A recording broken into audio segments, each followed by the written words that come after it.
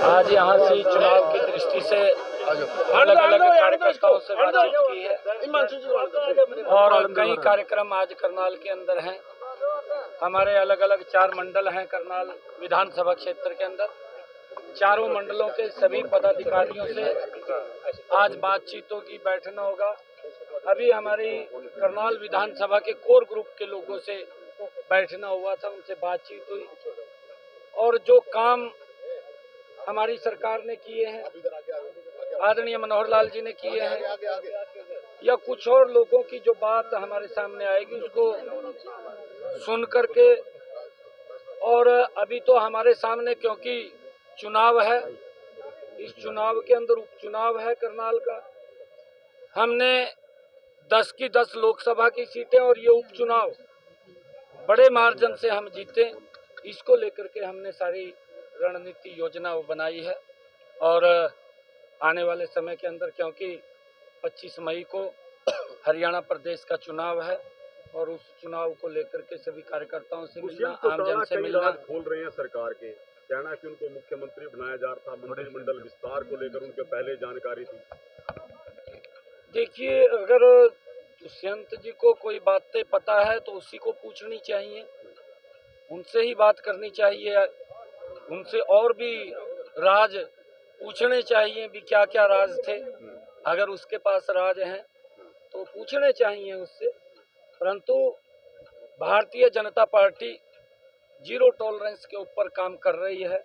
लगातार नरेंद्र मोदी जी के नेतृत्व में देश ने एक नई दिशा ली है और हमारी ये डबल इंजन की सरकार ने एक खड़ा होकर के संकल्प के रूप में जो भी आदरणीय प्रधानमंत्री जी की योजना आई है, मनोहर लाल जी ने उस योजना को धरातल के ऊपर उतारने का मजबूती से काम किया है।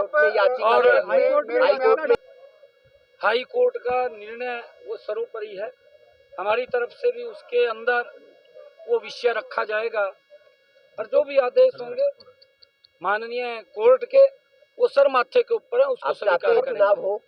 देखिए, क्योंकि अभी आवश्यकता है, 6 महीने से ज्यादा का समय है और 6 महीने तक कहीं ना कहीं अगर कोई जिम्मेवारी मिलती है, उस जिम्मेवारी के ऊपर हमें उस पद के ऊपर जाना होगा।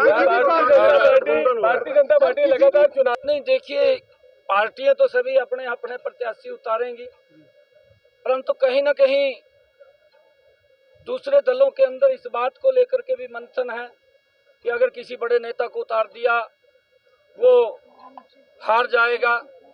वो देखते हैं कि अपना वजन किसी दूसरे के ऊपर डालें और उसको लेकर के कहीं ना कहीं उनके अंदर एक भय का वातावरण जो बना हुआ है। हुड्डा कहते हैं मैं चुनाव नहीं लड़ूंगा, दीपेंद्र लड़ेंगे। वो वही उसी का परिणाम है। पिछले चुनाव के अंदर तो वो भी मैदान के अंदर उतर गया था, अब मैदान से भाग रहा है। यही तो भय इन लोगों के अंदर है। इसके अंदर हिसार से चंद्रमोहन बिश्नोई को कांग्रेस उतार रही है, कुलदीप बिश्नोई नाराज चल रहे हैं बीजेपी से। नहीं, देखिए कुलदीप बिश्नोई जी नाराज नहीं है, हमारे वरिष्ठ नेता हैं। लगातार पिछले दिनों भी वो जो राजस्थान का चुनाव था उस चुनाव के अंदर मजबूती से उन्होंने प्रचार किया। अब भी प्रचार हरियाणा के अंदर मजबूती से करेंगे। और कुलदीप बिश्नोई जी भारतीय जनता पार्टी के वरिष्ठ नेता हैं। मेरी भी उनसे बातचीत लगातार होती रहती है और बात करते रहते हैं, जो कार्यों के बारे में भी बात करते रहते हैं। ऐसा कोई विषय नहीं है, क्योंकि आप हमारा सौभाग्य है कि दुनिया के सबसे लोकप्रिय नेता, भारत के यशस्वी प्रधानमंत्री, जिन्होंने भारत का सम्मान तो ऊंचा किया है और भारत को विकास की एक नई दिशा दी है, ऐसे व्यक्तित्व के साथ मिलकर के काम करना वो हमारे लिए गर्व की बात है।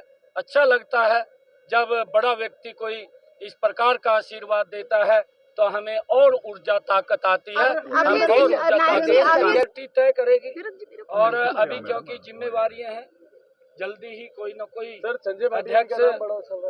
कोई अध्यक्ष जो भी पार्टी तय करेगी वो अध्यक्ष हमारे बीच में आएगा। और हम सब केजरीवाल जी को लेकर आपने कल बयान दिया था, वो आज जेल चले गए, तिहाड़ चले गए। और नहीं, देखिए बयान नहीं दिया था क्योंकि ये घमंडिया गठबंधन था, जिन्होंने एक इस प्रकार का वातावरण रामलीला मैदान दिल्ली के अंदर किया इकट्ठे होकर के।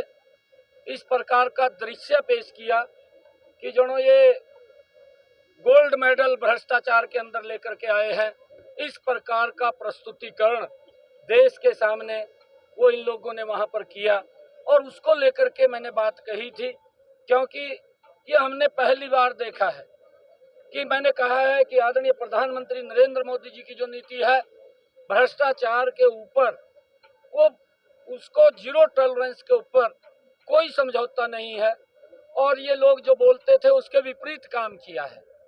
ये आज जो मंच के ऊपर तो लोगों के बीच में जब वोट लेने के लिए जाते हैं, ये घमंडिया गठबंधन के लोग ये बात बोलते थे कि हम लोगों को सुविधा देंगे, भ्रष्टाचार नहीं होने देंगे, और इनके कार्यकाल के अंदर बड़े बड़े घोटाले वो हुए हैं, उसमें इंक्लूडिंग केजरीवाल भी है।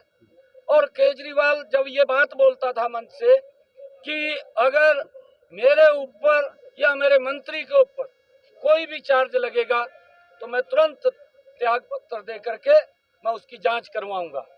और आज तिहाड़ जेल के अंदर भी बैठा है, ना तो त्याग पत्र दे रहा है। ये कोई चार्ज किसी और ने फ्रेम नहीं किए, ये जो फ्रेम किए हैं चार्ज उनके ऊपर भ्रष्टाचार के लगे हैं, ये कोर्ट ने किए हैं। और कोर्ट ने सत्य पाया है, और जब सत्य पाया है तो उन्होंने फिर जो बात कही थी उसके ऊपर पूरा उतरना चाहिए। वहाँ पर ये नहीं कि मैं तो मुख्यमंत्री हूँ और मेरे ऊपर इस्तीफे का देना चाहिए या मेरे को जेल में डाल दिया है, इस प्रकार की बात उसने नहीं करनी चाहिए। अगर कोई आरोप लगा है भी भाई, जब तक ये सिद्ध नहीं होगा तब तक मैं पद को ग्रहण नहीं करूंगा। तब तो उसकी महानता थी, परंतु वो कहाँ है, वो बोलता कुछ है।